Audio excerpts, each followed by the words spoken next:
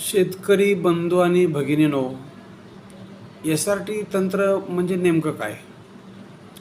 तर मित्रांनो, शेती एक वेळ नांगरायची आणि रोटरायची पण आणि तिला बेड पण बनवायचे. मात्र त्याच्यानंतर 20 एक वर्षे तरी कमीत कमी तुम्हाला काहीही नांगरणी नांगरायची वगैरे गरज पडत नाही. आणि दरवर्षी नांगरण्याचा खर्च वाचला, दरवर्षी रोटरण्याचा खर्च वाचला.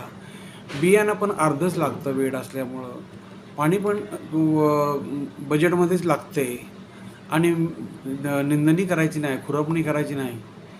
बऱ्यापैकी त्याचा आपल्याला त्रास कमी होतो. आणि आता महाराष्ट्रभर चाललेलं आहे, जोर धरून सगळीकडे एस-आर-टी आता करायला सुरुवात केली.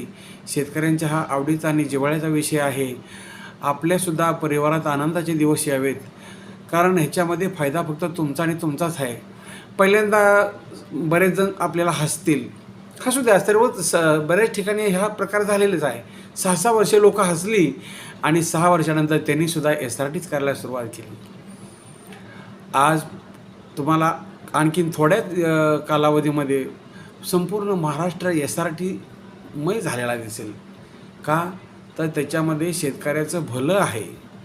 शेतकऱ्याची मेहनत वाचते, शेतकऱ्याचे पैसे वाचतात आणि जमिनीची गुणवत्ता सुधारते आणि कष्ट कमी होतं आणि उत्पन्न चांगलं मिळतं. म्हणून केवळ एस-आर-टी करायची आहे. आजकाल मजूर तर मिळत नाही, मजुराची खूप पंचायत झालेली आहे आणि एस-आर-टीसाठी मजूर थोडेसे कमी लागतात. नवे तर जवळजवळ शून्यावरती निंदणी करणे नाही, वाफे ओढणे नाही, दरवर्षी नांगरणे नाही, दरवर्षी कोळपणे नाही, तर किती फायदेशीर हा तंत्रज्ञान आहे. म्हणून भावांनो, कमीत कमी सुरुवातीला थोडे तरी क्षेत्र म्हणजे एस-आर-टी करून बघा.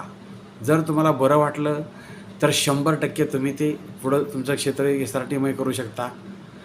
आणि मला नाही वाटत की एक वेळ एस-आर-टी केलेला माणूस परत एस-आर-टी सोडेल, कारण तो आपल्या मित्रांना, परिवाराला, भावांना, भावकीत, पाहुण्यात सगळीकडे सांगून टाकेल की बाबा एस-आर-टी करा, ह्याच्यात फायदा आहे.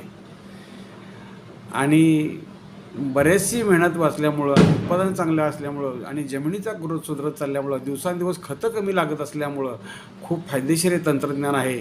आणि सर्वांनी या तंत्रज्ञानाचा लाभ घ्या मित्रांनो. खूप चांगलं तंत्रज्ञान आहे. आणि लक्षात ठेवा, एस-आर-टी